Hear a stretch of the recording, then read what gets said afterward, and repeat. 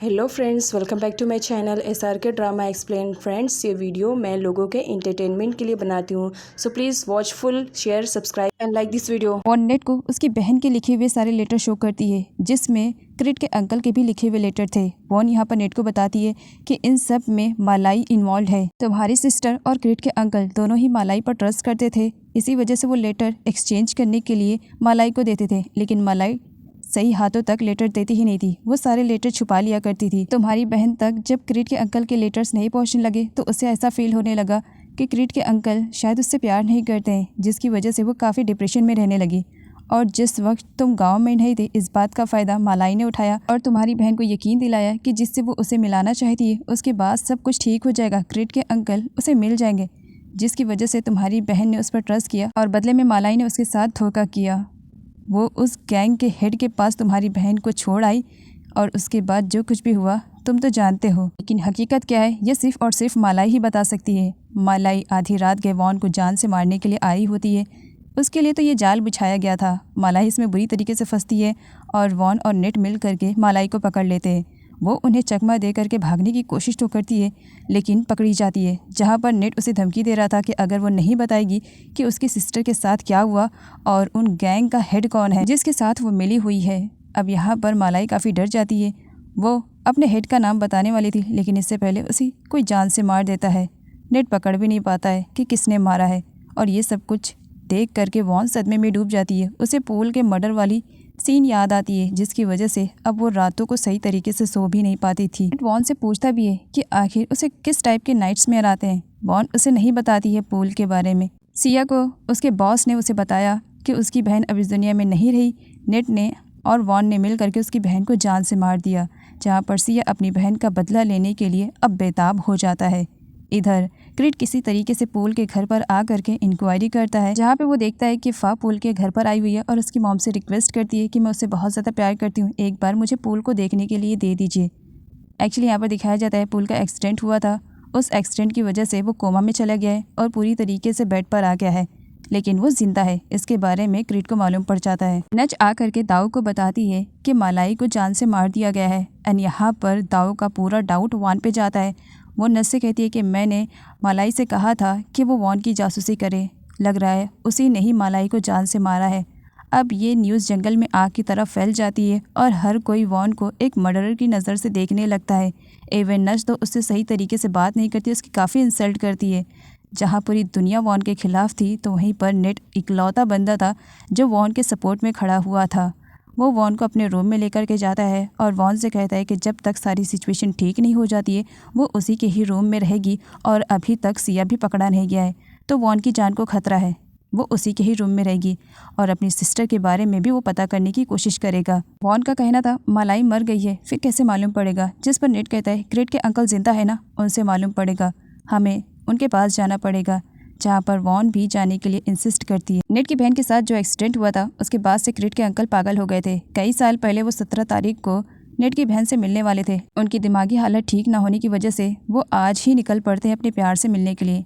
जल्द ही इसके बारे में सभी को मालूम पड़ जाता है कि क्रिट के अंकल घर से भाग गए। सब लोग उन्हें ढूंढ रहे होते हैं, तभी सामने से नेट और वॉन मिल जाते हैं।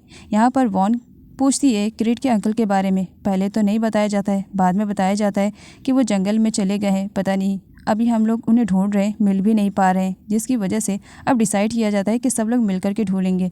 जहाँ पर नेट, क्रिट और वॉन तीनों मिल करके क्रिट के अंकल को ढूंढते हैं। नेट क्रिट से कहता है तुम्हारे अंकल पागल हो चुके हैं, इसके बारे में तुमने मुझे कुछ बताया क्यों नहीं। क्रिट कहता है बता भी देता तो तुम मुझ पर ट्रस्ट नहीं करते। तब नेट क्रिट से कहता है हाँ नहीं करता, क्योंकि तुम्हारे अंकल की हरकतें वैसी है। इस बात को लेकर के नेट और क्रिट के बीच में जबरदस्त वाली फाइटिंग चलने लगती है।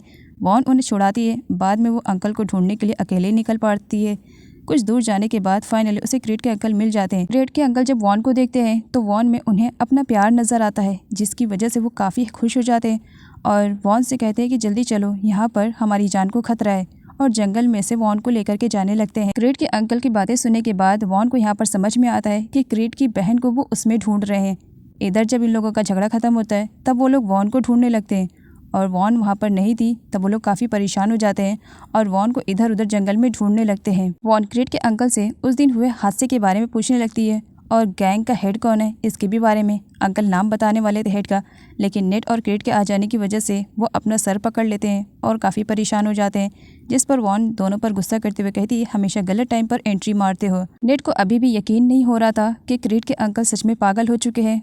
उसे लग रहा था कि क्रिट के अंकल नौटंकी कर रहे हैं ताकि वो अपने आप को बचा सके, जिस पर क्रिट संभालता है नेट को कि क्या वो उसके अंकल की हालत नहीं देख रहा है। वॉन का भी कहना यही रहता है कि क्रिट के अंकल की कंडीशन सच में ख़राब है और वॉन यहाँ पर नेट और क्रिट को बताती है कि इन सब में एक अच्छी बात ये हुई है कि क्रिट के अंकल वॉन को अपनी लवर समझ रहे हैं और वो उसके साथ काफ़ी कंफर्टेबल भी फील कर रहे हैं।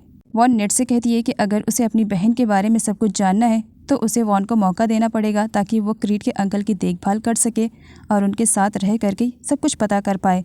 लेकिन नेट ऐसा नहीं चाहता था। वॉन कहती है क्या तुम अपनी बहन के बारे में नहीं जानना चाहते हो कि उसके साथ क्या हुआ था? सिर्फ क्रिट के अंकल ही बता सकते हैं, तो प्लीज़ मुझे वहाँ पर जाने दो। काफ़ी इंसिस्ट करने के बाद नेट परमिशन दे देता है।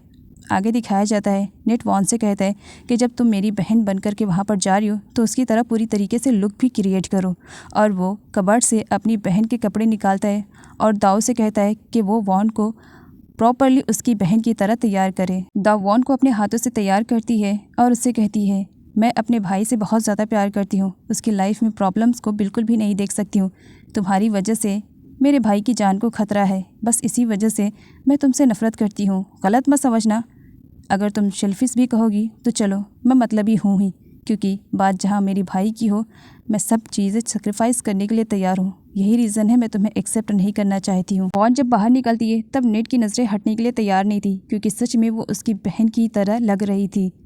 वॉन नेट को क्रिट के घर पर ड्रॉप करने के लिए आता है, जहाँ पर वो ये जताता है कि उसे क्रिट पर बिल्कुल भी भरोसा नहीं है। इसी वजह से वॉन की सिक्योरिटी के लिए वो अपने एक चमचे तावान को वहीं पर ही छोड़ करके जाएगा। जब तक वॉन रहेगी तब तक उसका सिक्योरिटी भी वहाँ पर रहेगा।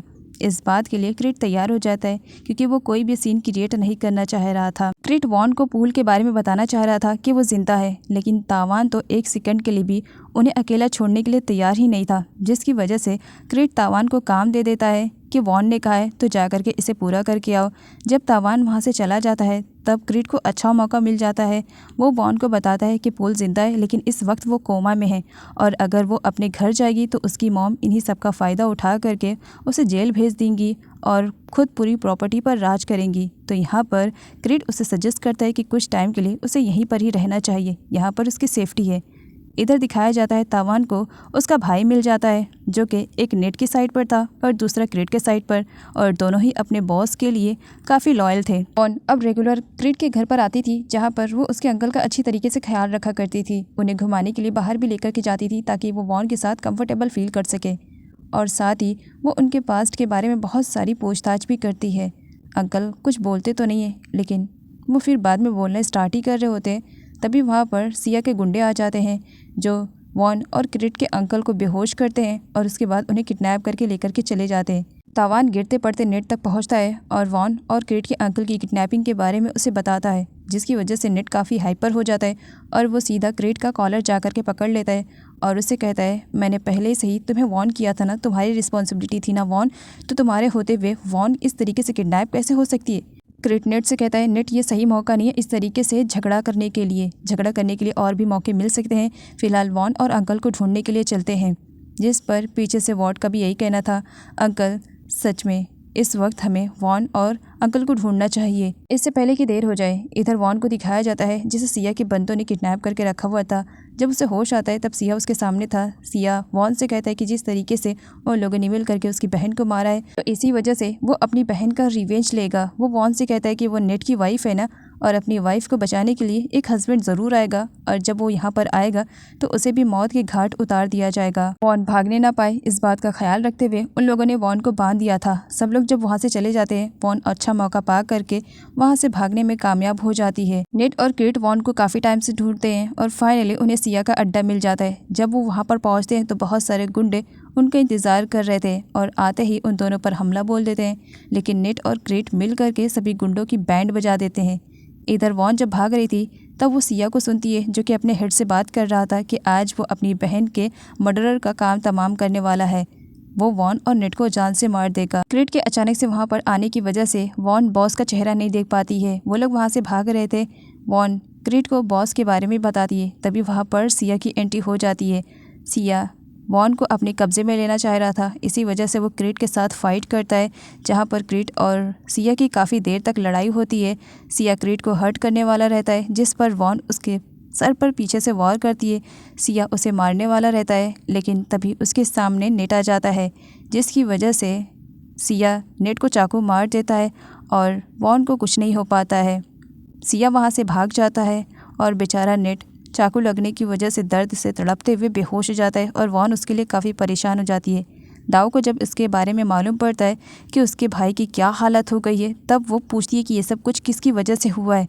वॉन यहाँ पर बताती है कि उसे प्रोटेक्ट करते हुए नेट की ऐसी हालत हो गई, जिसकी वजह से दाऊ एकदम से हाइपर हो जाती है और वो तो किसी की भी बात नहीं सुनती है, सीधा आगे जाती है और वॉन को एक थप्पड़ जड़ देती है कि ये सब कुछ तुम्हारी गलती का नतीजा है। मैंने पहले भी कहा है तुम मेरे भाई के लिए अनलकी हो, लेकिन तुम्हें समझ में नहीं आता है। क्रिट वॉन की तरफ से दाऊ से लड़ता, लेकिन वॉन रोक देती है। दाऊ कहती है गलती तुम्हारी है तो याद रखना सज़ा भी तुम्हें भुगतनी पड़ेगी। मेरे भाई को कुछ भी हुआ तो तुम्हें छोड़ूंगी नहीं।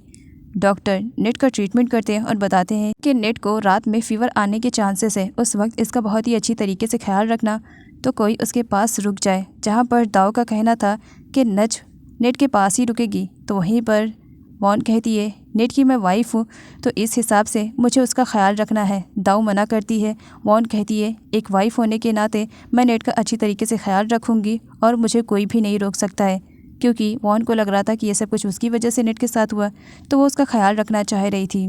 दाऊ तो वहाँ से चली जाती है गुस्से में, लेकिन वॉन भी करती है। दाऊ के जाने के बाद नच वॉन से कहती है कि अगर नेट को ज़रा सी भी खरोच आई या उसे कुछ भी हुआ तो वो वॉन को ज़िंदा नहीं छोड़ेगी, अपने हाथों से ही उसे तड़पा तड़पा कर मारेगी, जिस तरह उसने नेट को इस तरीके से घायल कर दिया है।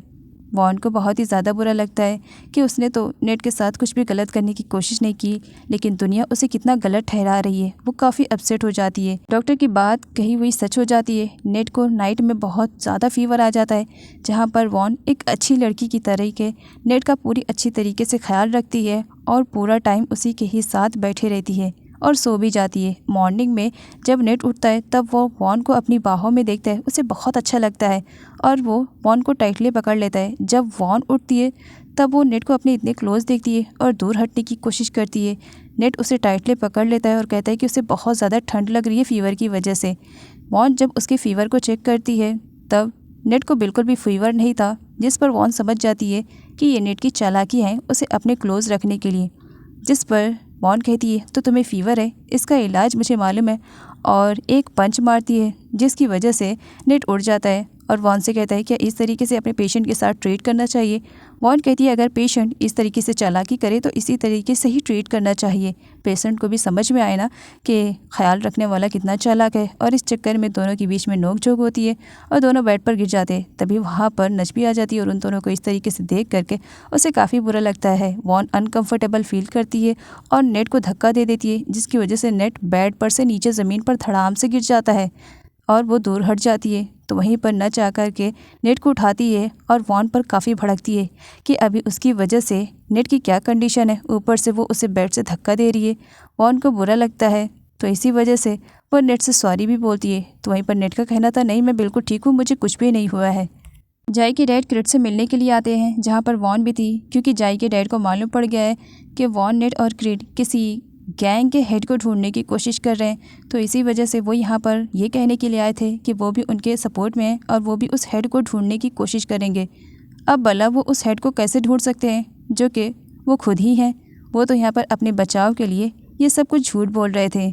वो तो जानना चाह रहे थे कि अगला कदम इनका क्या होगा, ताकि मैं 2 कदम इनसे आगे चल सकूं। और दुनिया में किसी को भी खबर नहीं है कि जाई के डैड इस तरीके से अच्छा बन करके कितना गलत काम कर रहे हैं, इल्लीगल तरीके से बिजनेस कर रहे हैं, ड्रग्स वगैरह की भी डीलिंग कर रहे हैं। जाई के डैड नोटिस करते हैं कि वॉन क्रिट के अंकल का कुछ ज़्यादा ही अच्छी तरीके से ख्याल रख रही है और क्रिट के अंकल भी वॉन के साथ काफ़ी अच्छी तरीके से रह रहे हैं, जिसकी वजह से वो काफ़ी परेशान हो जाते हैं। आफ्टर ऑल उन्हीं की गलत मेडिसिन की वजह से आज तक क्रिट के अंकल ठीक नहीं हुए और क्रिट अंधाधुन उन पर भरोसा किए जाता है कि वो उनकी कितनी हेल्प कर रहे हैं। जाई के डैड के पूछने पर क्रिट उनसे कहता है कि उसके अंकल नेट की बहन को वॉन में देखते हैं तो वो वॉन को अपना प्यार समझ लेते हैं और उसके साथ बहुत ही अच्छी तरीके से रहते हैं। अगर इसी तरीके से अंकल अच्छे से रहने लगे तो बहुत जल्द उनकी मेमोरी वापस आ जाएगी और वो बता सकेंगे कि एक्चुअल में उस दिन क्या हुआ था, जिसकी वजह से मेरे अंकल पागलों की ज़िंदगी जी रहे हैं। और यहाँ पर जाई के डैड डरने लगते हैं कि अगर इस पागल को सब कुछ याद आ गया तो मेरी जान और मेरा पूरा बिजनेस खतरे में डूब सकता है। क्रिट अपने अंकल से कहता है कि उनसे मिलने के लिए जाई के डैड आए हैं। जब क्रिट के अंकल जाई के डैड को देखते हैं तब पास्ट की सारी बातें याद करते हुए वो उनसे बहुत बुरी तरीके से डरने लगते हैं, जिस पर वॉन और क्रिट काफ़ी परेशान हो जाते हैं। क्रिट वॉन से कहता है कि आज से पहले उसके अंकल ने कभी इस तरीके से हरकतें नहीं की थी, लेकिन आज पता नहीं वो इस तरीके से रिएक्ट क्यों कर रहे हैं।